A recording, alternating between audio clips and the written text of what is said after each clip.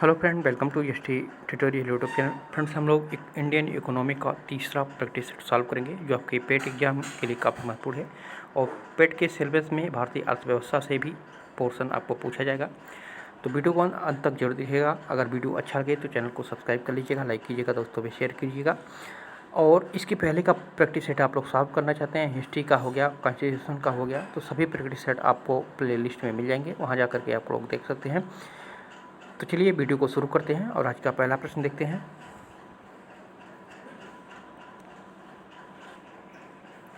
पहला क्वेश्चन है, इनमें से कौन सा बैंक और उनकी टैगलाइन के बीच एक असंगत मिलान है। हर बैंक का अपना एक टैगलाइन होता है, तो इसमें किस बैंक का टैगलाइन गलत दिया हुआ है। तो पहला है भारतीय स्टेट बैंक का टैगलाइन है a banker to every Indian, ये तो बिल्कुल सही है।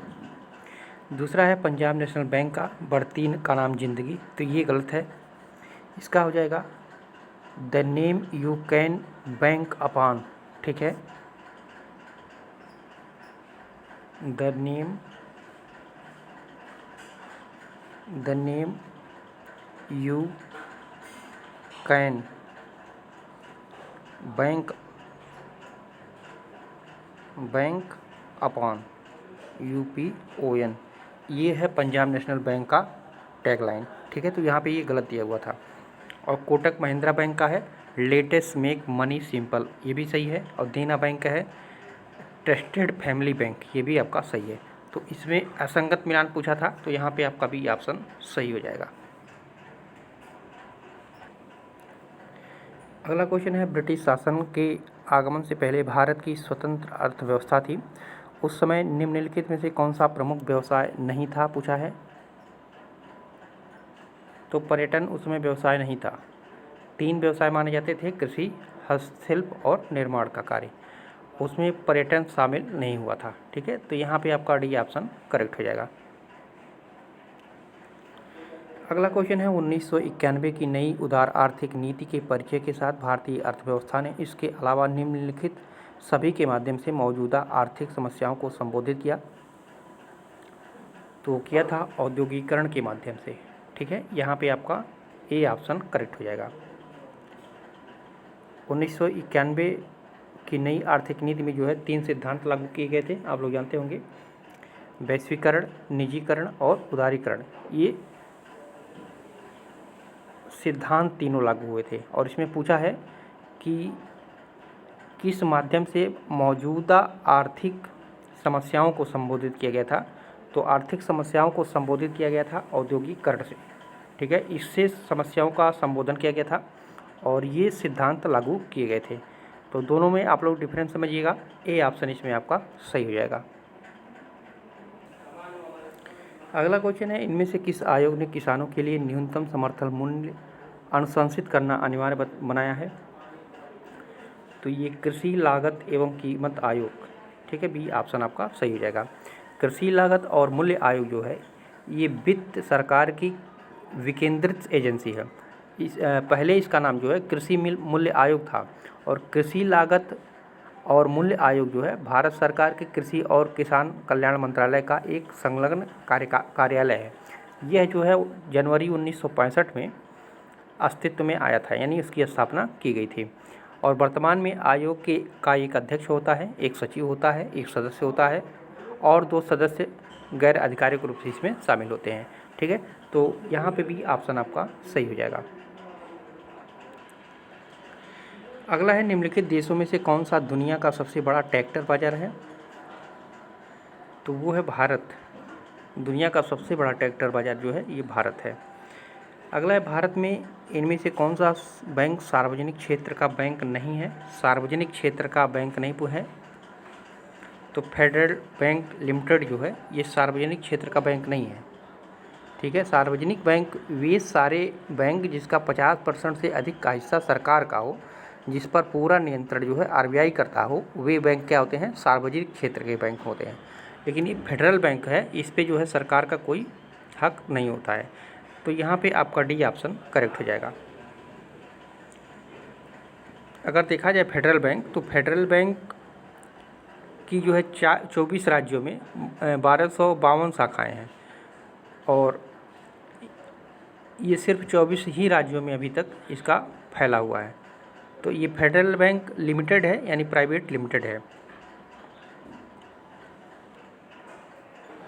अगला है कृषि विपणन का आधारभूत संरचना AMI कब से प्रभावी हुई? तो ये प्रभावी हुई थी अप्रैल 2014 से। ठीक है, भारत सरकार ने 1 अप्रैल 2001 में ग्रामीण भंडारण योजना की शुरुआत की थी, जिसे 1 अप्रैल 2014 में कृषि विपणन की आधारभूत संरचना में इसको शामिल कर लिया गया था। तो यहाँ पे C ऑप्शन आपका सही हो जाएगा। अगला है मृदा स्वास्थ्य कार्ड SHC से भारत के किसानों को उनके खेत में मिट्टी के मानदंडों की जानकारी मिलेगी। तो कितने मानदंडों की जानकारी मिलेगी? तो 12 मानदंडों की जानकारी दी जाती है। ठीक है, मृदा स्वास्थ्य कार्ड जो SHC है, इसके द्वारा किसानों को 12 मानदंडों की जानकारी प्राप्त होती है, जिसमें नाइट्रोजन है, फास्फोरस है, पोटेशियम है, सल्फर है, जिंक है, ठीक है, और आयरन है, कॉपर है, मैग्नीशियम है, बोरान है, और मृदा का pH मान है, और मृदा की वैद्युत चालकता तथा मृदा के ऑर्गेनिक कार्बन, ये 12 मानदंडों को जो है इसके द्वारा जानकारी मिलेगी, ऐसा बताया गया है। तो यहाँ पे भी ये ऑप्शन आपका करेक्ट हो जाएगा। अगला है किसानों को लाभ पहुँचाने के लिए प्रधानमंत्री ने किस बीमा योजना की शुरुआत की?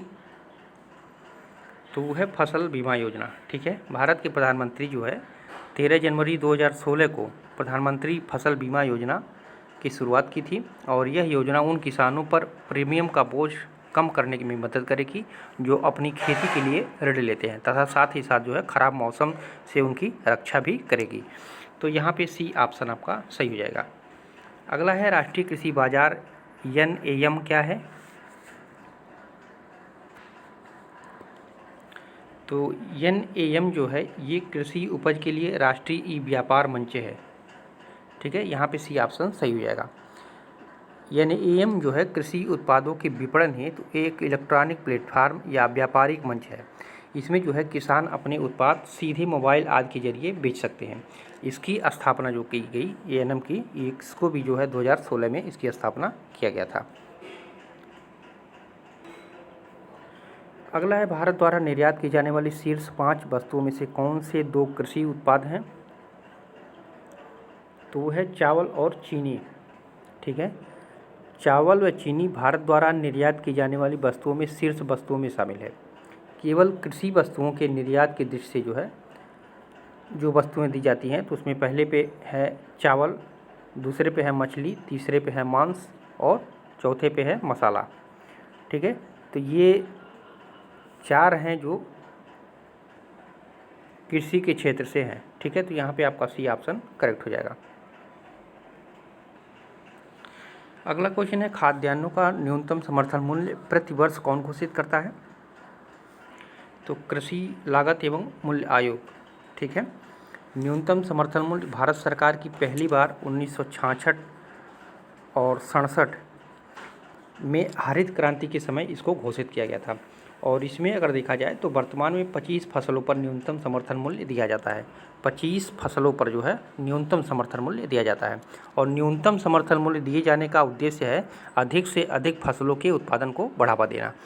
और खाद्यान्नों का जो न्यूनतम समर्थन मूल्य का निर्धारण है ये कृषि मूल्य एवं कीमत आयोग करता है।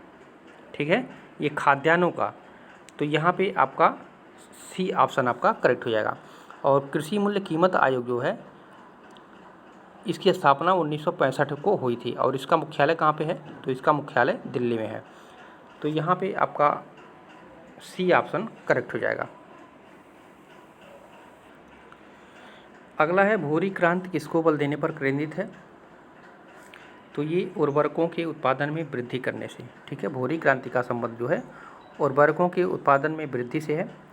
और श्वेत क्रांति किससे माना जाता है? तो श्वेत क्रांति जो है ये दूध से है। तो यहाँ पे C ऑप्शन आपका करेक्ट हो जाएगा। अगला है भारत के किस राज्य में गेहूं का सर्वाधिक उत्पादन होता है? तो आप लोग जानते होंगे उत्तर प्रदेश में, दूसरे स्थान पे है पंजाब। ठीक है, तीसरे स्थान पे है मध्य प्रदेश, और चौथे स्थान पे है हरियाणा।